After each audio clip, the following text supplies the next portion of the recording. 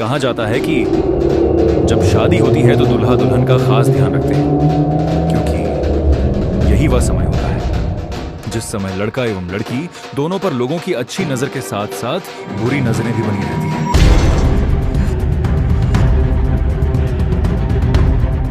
दोस्तों, रौनक जिसकी कॉलेज की पढ़ाई खत्म हो चुकी थी और वह अपने पिता सुधीर सिंह के बिजनेस में उनके साथ हाथ बटा लग जाता है, और जब से उनके बेटे ने काम संभालना शुरू किया था तब से वह काफी निश्चिंत हो गए थे। वह अब अपने बेटे की शादी करवाने के लिए एक अच्छी संस्कारी लड़की की खोज में थे। एक दिन की बात है, शादी के सिलसिले में वह अपनी धर्म पत्नी ममता से बात करते हैं। ममता, मुझे लगता है कि हमें अब रौनक की शादी करवा देनी चाहिए। हाँ, आप सही कह रहे हैं।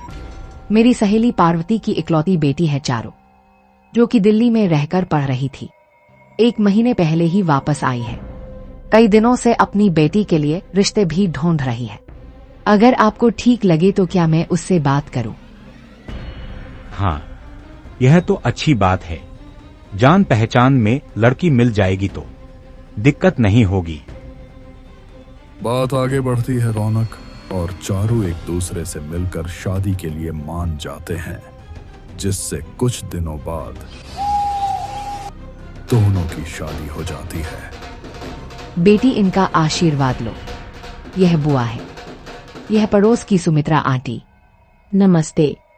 नमस्ते। जीती रहो बेटी। शादी के 2-3 दिन बाद सारे मेहमान अब जा चुके थे। चारू किचन में खाना बना रही थी।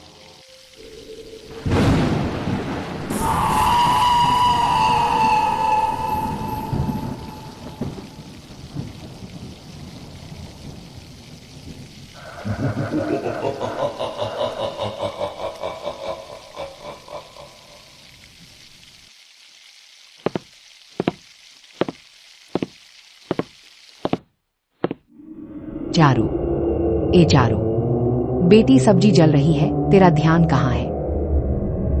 माँ जी, वो गलती हो गई। आगे से मैं ध्यान रखूंगी। ठीक है, मैं जा रही हूँ। आज कितनी तेज हवाएं चल रही है, लग रहा है तूफान आने वाला है।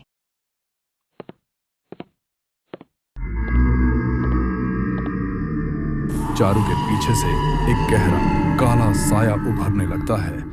धीरे धीरे उसकी सांसें तेज होने लगती हैं, मानो उस काले साए ने चारू को पूरी तरह अपने वश में कर लिया हो। उसकी मुस्कान बदल गई और उसकी आंखों में एक अनजानी चमक उभर आई। थोड़ी देर बाद सभी लोग खाने की टेबल पर बैठे हुए थे और खाना खा रहे थे। बेटी चारू, दिन भर तुम काम कर रही हो, चलो अब तुम भी हमारे साथ ही बैठकर खाना खा लो। नहीं मम्मी जी, आप लोग खाना खा लीजिए, मैं बाद में खा लूंगी। शर्माने वाली कोई बात नहीं है, चारू साथ में बैठ जाओ। चारू खाने के लिए चेयर पर बैठती है और खाना खाना शुरू करती। वह काफी अजीब तरीके से खा रही थी, जैसे काफी सालों से भूखी हो। उसका पूरा ध्यान बस खाने पर ही था। बेटा, धीरे धीरे खाओ, इतनी जल्दी क्या है खाना खाने की? अपनी सास की बात सुनकर भी वो उनकी बातों पर बिल्कुल ध्यान नहीं देती और तेजी से खाना खाने लगती है। देखते ही देखते वो घर का सारा बनाया हुआ खाना अकेले ही खत्म कर देती। ये देखकर उसके घर वाले बहुत हैरान हो जाते हैं। कुछ बोले बिना बहुत ही तेजी से वहां से उठकर चली जाती है। ये चारू को क्या हुआ? वो ऐसा बर्ताव क्यों कर रही है? पता नहीं बेटा, आज तो दिन भर ठीक थी। हाँ, पर शाम को जब यह खाना बना रही थी तब से मुझे बहुत अजीब सा लग रहा है, मानो यह हमारे बीच होकर भी नहीं है। अरे छोड़ो भी, नई दुल्हन है, अभी अभी शादी हुई है। नया घर है तो शुरू शुरू में सबको परेशानी होती है। क्या पता कोई बात हो उसके मन में और वह हमसे खुलकर ना बता पा रही हो। भूख लगी होगी इसीलिए खा लिया होगा। हम सब कुछ ज्यादा ही सोच रहे हैं। छोड़ो, जा बेटा, तू सो जा, वैसे भी रात बहुत हो चुकी है। इसके बाद रौनक अपने कमरे में आ जाता है, जहां चारू खिड़की के पास खड़े होकर कमरे से बाहर झांक रही थी। चारू, क्या हुआ चारू? वहां क्या देख रही हो खड़े होकर? रौनक की बात पर चारू कोई जवाब नहीं देती। इसके बाद रौनक चारू के पास जाता है। चारू, क्या हुआ? तुमको कुछ परेशानी है तो मुझे बता सकती हो। हाथ मत लगाओ मुझे, मैंने कहा दूर रह मुझसे, समझ नहीं आता तुझे।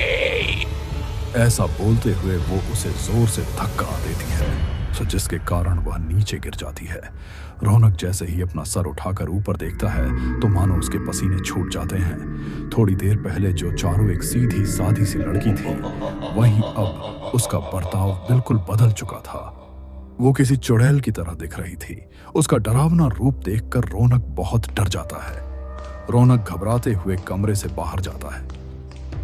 रात काफी हो चुकी है, इस समय मम्मी पापा को भी जगाना सही नहीं होगा, इसीलिए सुबह घर वालों से बात करता हूं। मां, चारू कहाँ है? वो तो छत पर कपड़े सुखा रही है। बेटा, क्या हुआ? तू परेशान लग रहा है। रौनक कल रात की सारी बात अपनी माँ को बताता है। उसकी माँ यह सब बातें सुनकर हैरान रह जाती हैं। नई दुल्हन के साथ यह सब होना मुझे कुछ अजीब लग रहा है। मुझे तो लगता है शायद हमारी बहू पर किसी भूत का साया पड़ चुका है।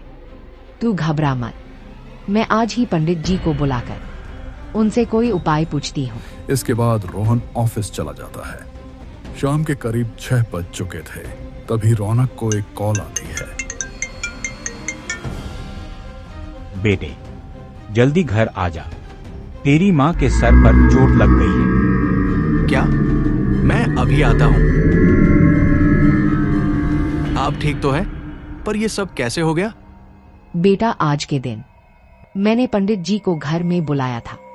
आते ही उन्होंने घर पर बुरी शक्ति का प्रभाव बताया। इसके बाद मैं उन्हें बहू के पास ले गई। बहू ने जैसे ही पंडित को सामने देखा तो उसका रवैया बिल्कुल बदल गया। चले जा यहाँ से, मेरे सामने से चला जा। क्यों अपनी मौत को बुलाना चाहता है? चला जा यहाँ से। कौन है तू? क्या चाहता है? क्यों सबको परेशान कर रहा है? मार डालूंगी, सबको मार डालूंगी। चले जाओ यहाँ से। ममता जी, इसे देखकर लग रहा है कि किसी प्रेत शक्ति ने इस पर कब्जा कर लिया है। पंडित जी ने अपने थैले में से बभूत निकालकर उस पर तुरंत फेंक दिया। देखिए, ये थोड़ी देर के लिए शांत हुई है, कभी भी जाग सकती है, इसे आप बांध कर रखिए। फिर हम उसे स्टोर रूम में रखी कुर्सी पर बांध ही रहे थे कि तभी उसे होश आ जाता है। मैं तुम सबको नहीं छोड़ूंगी। इसके बाद चिल्लाते हुए चारू ने मेरे ऊपर हमला किया और जोर से धक्का दिया, जिससे मैं एक दीवार से टकरा गई और सर पर चोट लग गई। इसके बाद बड़ी मुश्किलों से पंडित जी ने उसे स्टोर रूम में बंद किया। हाँ बेटा, मैं तो बाहर गया था, पर जब से घर में आया हूँ तब से स्टोर रूम के अंदर से तेज चीखने चिल्लाने की आवाजें आ रही हैं। मुझे समझ नहीं आ रहा कि हमारी बहू के साथ ये सब हो क्यों रहा है। पर अब ये सब ठीक कैसे होगा? बेटा, उसका उपाय भी पंडित जी ने बताया है। यहाँ से 20 किलोमीटर दूर कसौली नाम के गांव के शमशान घाट में एक बटुकनाथ बाबा रहते हैं। वो ऐसी शक्तिशाली प्रेतों पर काबू करना जानते हैं। तो देर किस बात की? पापा, चलिए चलते हैं, पर हम उसे लेकर कैसे जाएंगे? नहीं बेटा, अभी मामला बहुत गंभीर है। हम बहू को इस हालत में तो वहां नहीं ले जा सकते। पर चिंता मत करो, पंडित जी ने कहा था बहू का केवल एक बाल ही काफी है, उसी से उन्हें सब कुछ पता चल जाएगा। इसके बाद दोनों बाप बेटे गाड़ी में कसौली के शमशान घाट की तरफ निकल जाते हैं। वहां पहुंचकर वह सारी बातें उन बाबा को बताते हैं कि शादी के बाद कैसे उनकी बहू का बर्ताव बदल गया है। इसके बाद वह अपने साथ लाया हुआ वह बाल उन्हें देते हैं। बाबा उस बाल को अपने अग्निकुंड के बगल में रखकर आंखें बंद कर कुछ मंत्र का जाप करते हैं। थोड़ी देर बाद जब वह आंखें खोलते हैं, तुम्हारी बहू चारू के ऊपर किसी ने काला जादू करके किसी बुरे प्रेत का साया उस पर डाल दिया है। तुम्हारी बहू के पास बहुत कम समय है। अगर जल्द ही कुछ नहीं किया तो उसकी जान भी जा सकती है और इससे बाहर निकलना बहुत मुश्किल है। बस एक ही रास्ता है। वो क्या रास्ता है बाबा? और किसने किया है ये सब? किसने किया है यह तो मैं नहीं बता सकता, पर मैं इसे तुम्हारी बहू से हटाकर जिसने यह काला जादू तुम्हारी बहू के ऊपर किया है उस पर वापस डाल सकता हूं, जिससे तुम्हारी बहू ठीक हो जाएगी और जिसने यह सब किया उसे उसकी सजा मिल जाएगी। शुक्रिया बाबा जी, आपका बहुत बहुत शुक्रिया। आ गया बेटा तू। क्या कहा बाबा जी ने? अभी चारू कैसी है? पता नहीं बेटा, पर अब स्टोर रूम से कोई आवाज नहीं आ रही थी, पर मुझ में इतनी हिम्मत नहीं कि मैं दरवाजा खोल कर देख सकूं। कोई बात नहीं माँ, आप चिंता मत कीजिए, अब सब ठीक हो जाएगा। वो लोग स्टोर रूम का दरवाजा खोलते हैं तो देखते हैं कि चारू बुरी हालत में बेहोश पड़ी थी। चारू को स्टोर रूम से निकालकर बेड पर सुला देते हैं। इसके बाद अगले दिन सुबह चारू की जैसे ही आंखें खुलती हैं तो वो अपने सामने रौनक और अपने सास ससुर को खड़ा पाती है। तीनों को सामने खड़ा देखकर वो चौंक जाती है। मम्मी, पापा और रौनक, आप तीनों एक साथ अचानक? और मुझे ऐसे क्यों देख रहे हैं? क्या हुआ? चारू की इतनी बात सुनकर वह तीनों राहत की सांस लेते हैं। अब चारू बिल्कुल पहले जैसे बात कर रही थी, लेकिन पिछले कुछ दिनों से उसके साथ क्या हुआ या उसने क्या क्या किया था, उसे इन सब चीजों के बारे में कुछ भी याद नहीं था। नहीं नहीं बेटी, कुछ नहीं, वो हम ऐसे ही रूम में आए थे, कोई खास बात नहीं है। उसी दिन सब डाइनिंग टेबल पर खाने का इंतजार कर रहे थे और चारों किचन में खाने की तैयारी कर रही थी। बहू बिल्कुल ठीक हो चुकी है, इस बात की मुझे बहुत खुशी है। हाँ पिताजी, खुशी तो है, पर ऐसा किसने किया था वो अभी तक पता नहीं चला। यह सब बातें चल ही रही होती हैं कि तभी उनके घर के दरवाजे पर दस्तक होने लगी। तभी रौनक दरवाजा खोलने जाता है। रौनक, देखो ना मेरी मम्मी को क्या हो गया, सब कुछ बर्बाद हो गया। रौनक, अरे यह इतनी घबराई हुई है, शायद कुछ हुआ है। चलो इसके घर चलते हैं। रूपा पड़ोस की आंटी की बेटी थी। रौनक अपने माता पिता के साथ बगल में रूपा के घर जाता है, पर वहां जाकर जो उन्होंने जाना उससे उनके होश उड़ गए। रूपा की मां को जिस कमरे में बंद कर दिया गया था, वह कमरे के अंदर जोर जोर से चीख चिल्ला रही है। अरे सुधीर जी, कल शाम से ही अजीब हरकतें कर रही है।